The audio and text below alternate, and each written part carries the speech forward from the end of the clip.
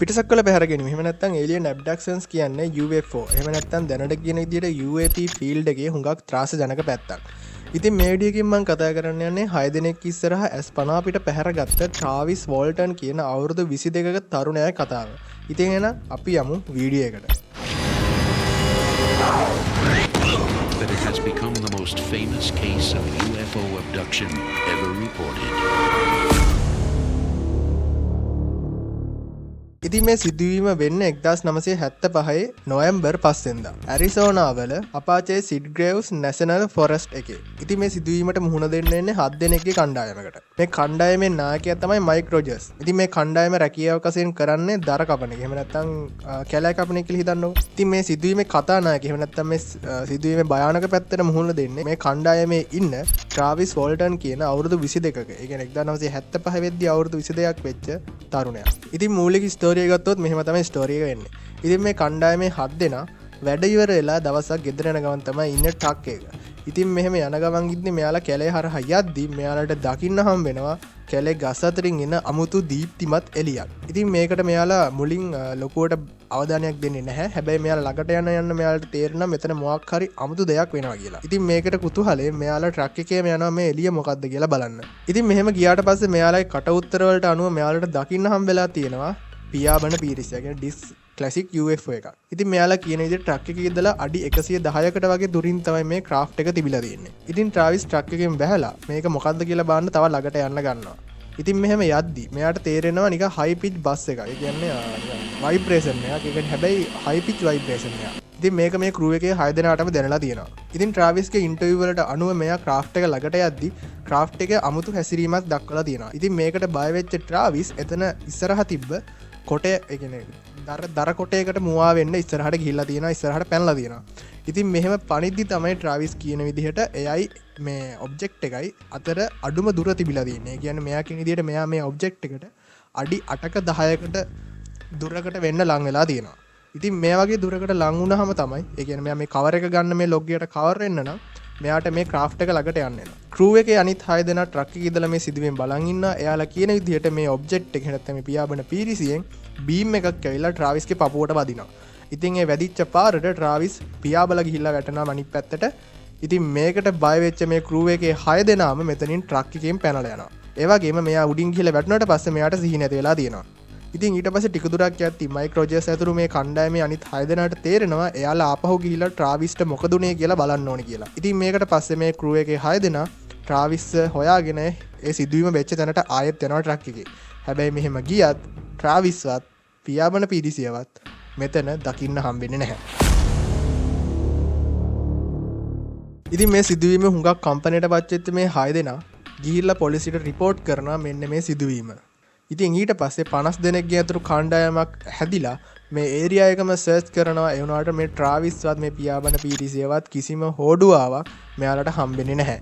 ඉතින් ඊට පස්සේ තමයි මේ පරීක්ෂණය වෙන මතකට ඇදිලා යන්න ගන්නේ.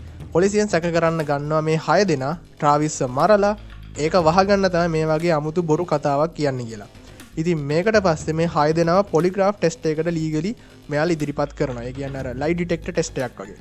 හැබැයි දැන් වර්තමානයේ ඒවල ක්‍රෙඩිබිලිටි එක ගැන පොඩි ප්‍රශ්න තිබ්බත් ඒ කාලේ ඒවා ලීගලි පාවිච්චි කරලා තියෙනවා. ඉතින් මේ ලයි ඩිටෙක්ටර් ටෙස්ට් එක මේ ක්‍රූ එකේ 6 දෙනාටම කරලා තියෙනවා. ඉතින් මේ 6 දෙනා කතාව කිසිම දෙයක් වෙනස් කරලා නැහැ. එයාලා මුලින් කිව්ව කතාවම එහෙම්මම කියනවා. ඒ වගේම මේ ක්‍රූ එකේ 6 දෙනාගෙන් 5 දෙනෙක්ම මේ ලයි ඩිටෙක්ටර් ටෙස්ට් එක පාස් වෙලා තියෙනවා. හැබැයි මෙතනින් එක්කෙනෙක්ගේ ලයි ඩිටෙක්ටර් ටෙස්ට් එක එයා පාස් වුණාද ෆේල් වුණාද කියලා කියා ගන්න බැරි නිකන් නිව්ටන් මට්ටමක තමයි තියෙන්නේ. කොහොම හරි මේ සිදුවීමෙන් පස්සේ මෙයාලා මේක පාස් වුණ හින්දා මේක ලීගලි මෙයාලා මේ ට්‍රාවිස් මරලා කියන තියෙන පැත්තෙන් පොඩ්ඩක් අහකට යනවා. ඊට පස්සේ ආයෙත් මේ සෙට් එක ගිහිල්ලා මේ පොලිසියත් එක්ක ට්‍රාවිස් ආයෙ හොයන්න ගන්න. හැබැයි ට්‍රාවිස් හම්බෙන්නේ නැහැ.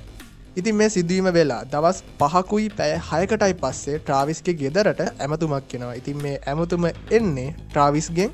ට්‍රාවිස් කියන විදිහට එයා ඉන්නේ එයා අතුරුදහන් වෙච්ච තැන ඉඳලා විනාඩි 15ක විතර දුරකින් තියෙන පොඩි ටවුන් එක.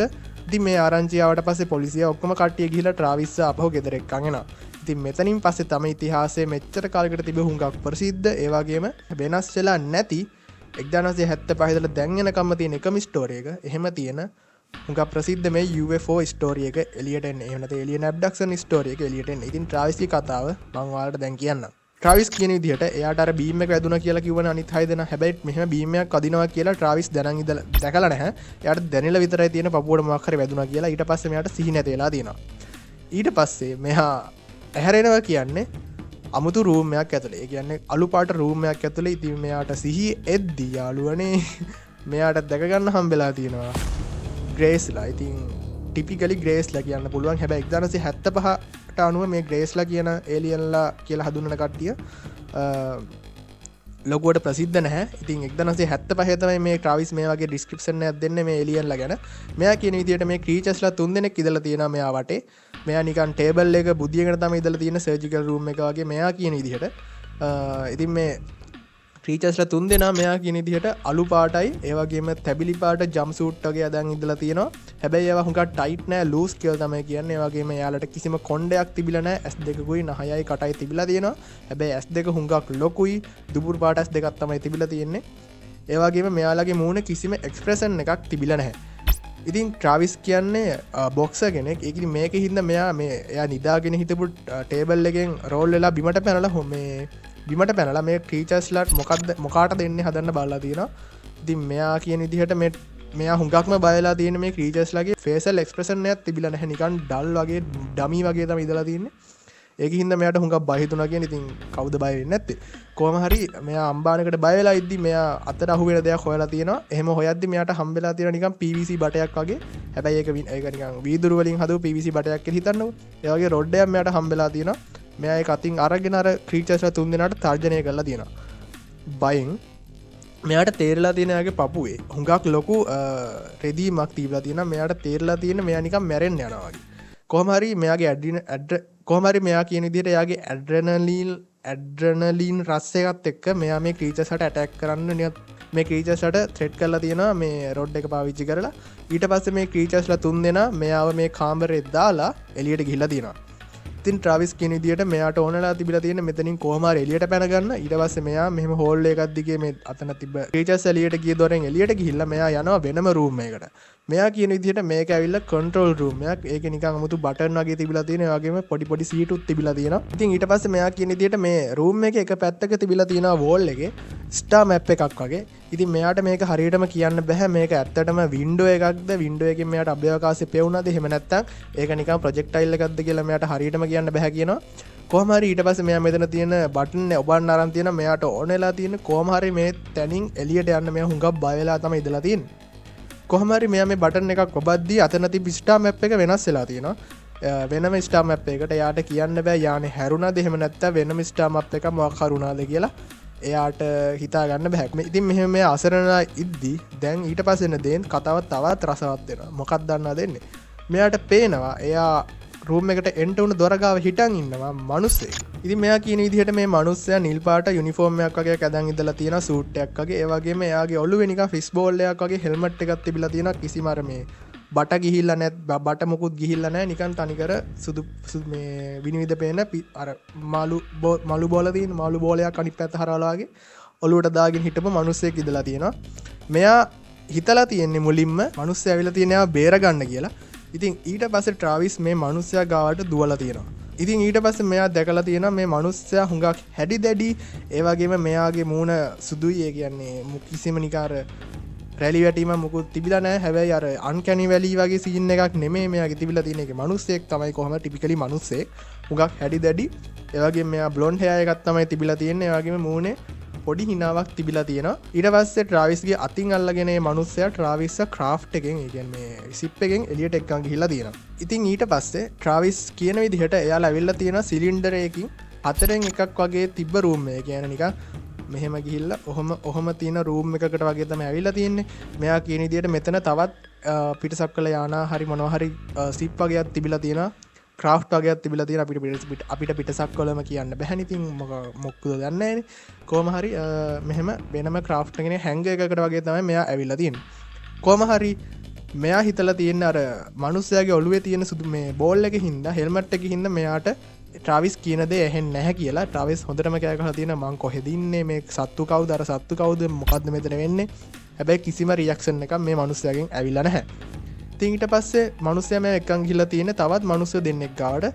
ඉතින් මේ මිනිස්සු ඉතින් මේ හියුමනොයිඩ් මනුස්සය දෙන්නත් අර කලින් මුලින්ම හම්බෙච්ච මනුස්සය වගේමයි මෙයා කියන ඉදිට නික එකම පවුලේ අයියි මල්ලි නංගී ඔන්නහම සින්න එකක් වගේ තමයි තිබිලා තියන්නේ මෙයා කියන ඉදිහට මෙතන අනිත් මනුස්සය දෙන්නගේ එක්කෙනෙක් ෆීමේල් කෙනෙක් අනිත් එක්කෙන මේල් කෙනෙක් මෙයාලත් අරවගේ නිල් පාට සුට් ඇදගෙන ඒවගේ බ්ලොන්ටයකත්තම තිබිලා තියෙන මූුණ පොඩි හිනාවත් තිබිලා තියෙන ඒවගේම මේ සැරේ මේ අලුතෙන් හම්බෙන මනුස්සය දෙන්න ඔලුවට හෙල්මටයක් දාග නිදලන මේක දැකපු ට්‍රවි සුන්ක් සතුරලා තියෙන මෙයා හිතලා තියෙන මුලින්ම හම්බෙච්ච මනුස්සය ඔලුව හෙල්මට්කින්ද දාගන්න හිද යට එයා කිපු දෙවල් ඇහුන්න කියලා ඉතින් දැන් හෙල්මට නැති දෙන්නෙක්කින්න යට කියලා කතා කරන්න පුළුවන් කියල තම හිතලදී කොමරි හෙම කියල්ල කතා කරත් අරවගේම තම කිසිම රියක්ෂන් එකක් හම්බෙලා නැහැ ඊට පස්ස මේ මනුස්සය තුන් දෙෙන ට්‍රවිස්ස අරංගිහිල්ලා ටේබල් එක බුදි කරවලා එයට මාස්ක එකක් දාලා තියෙන මාස්ක දැම්මට පස ට්‍රවිස්ට සී නැති වුණනා කියල තම කියන් ඉතින් ඊට පස මෙයා ඇහැරෙන්නේ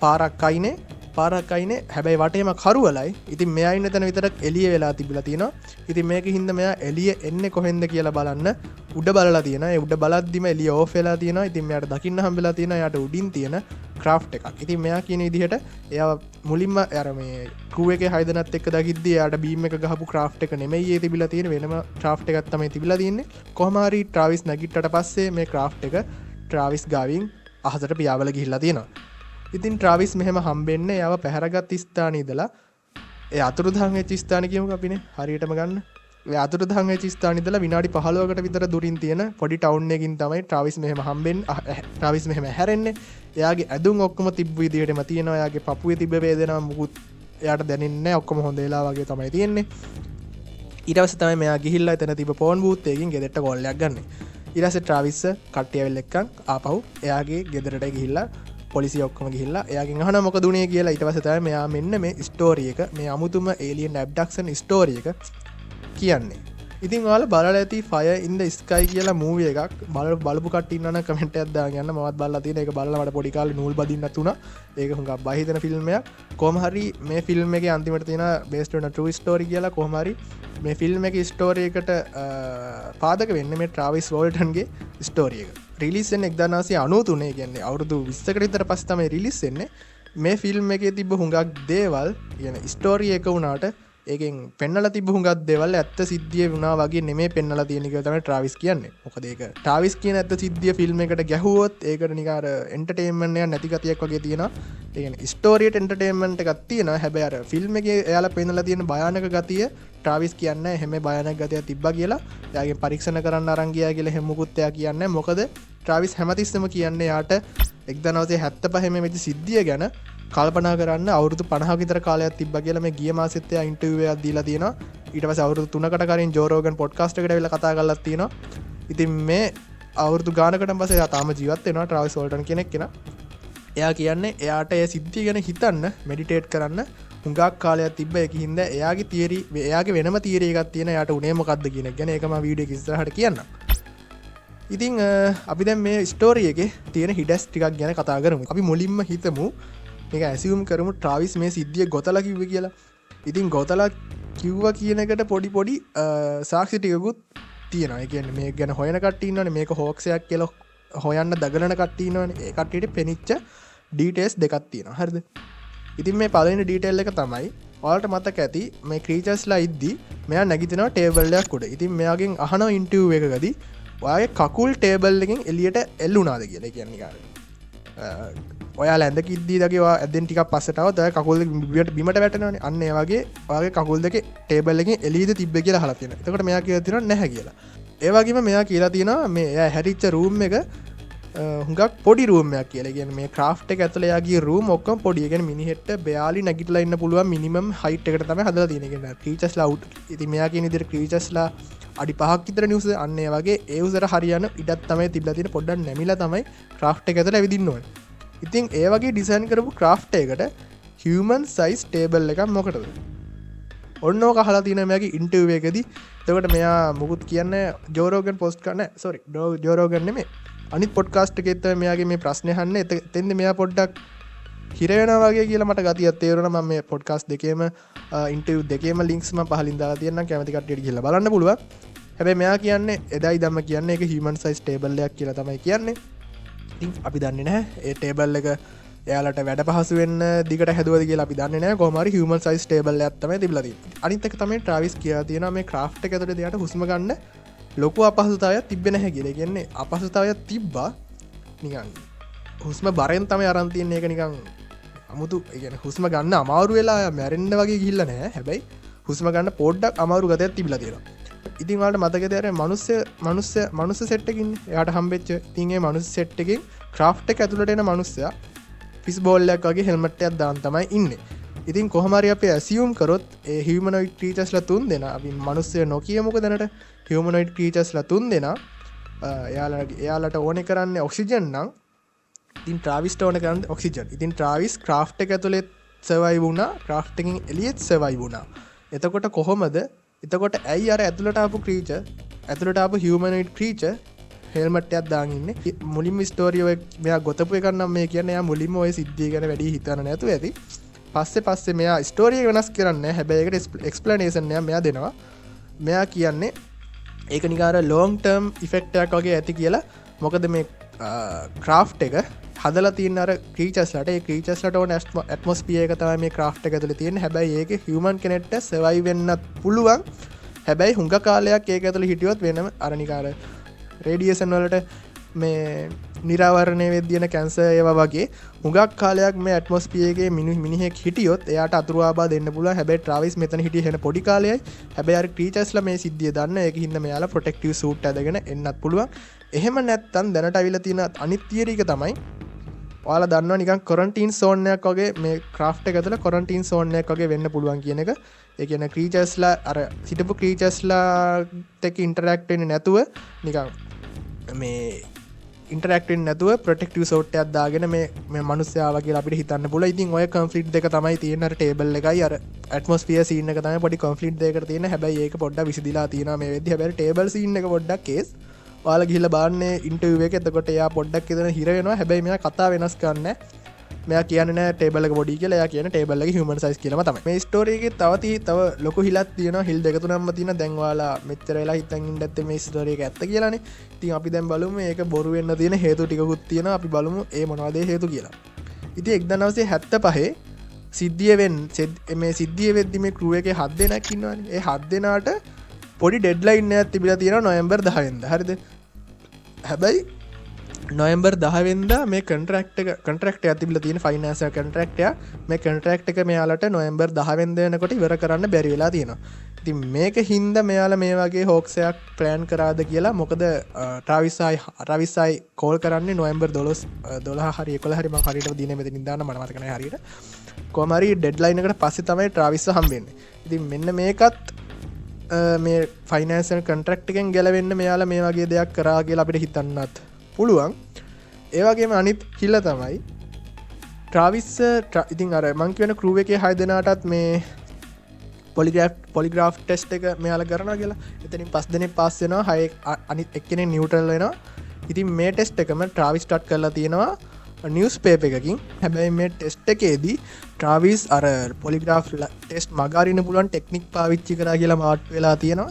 ඉතින් මේක කවර් කරලා තියෙන නිවස් පේපර් එකකින් එයාලට සිද්ධිය මවාගෙන කන්න ඕනේ කියලා තමයි කියන්නේ. ඉතින් ඔය වගේ පොඩි කතාවකුත් සිද්ධියට තියෙනවා. කොහොම හරි 1975 ඉඳලා මේ වෙනකම් මේ ගිය මාසේ වෙනකම්ම ට්‍රාවිස් වෝල්ටන් මේ සිද්ධිය ඔය විදිහටමයි එක අකුරක් නැරම සිද්ධිය පොඩ්ඩක්වත් වෙනස් කරන්න එක කියනවා. ඒ වගේම මෙයාට අත්විදින තියෙන මිසින් ටයිම් කොමන් දෙයක් මේ පිටසක්වල ජීවීන් සම්බන්ධ දේවල් වලදී මිසින් ටයිම් කියන එක හුඟක් කොමන් දෙයක්.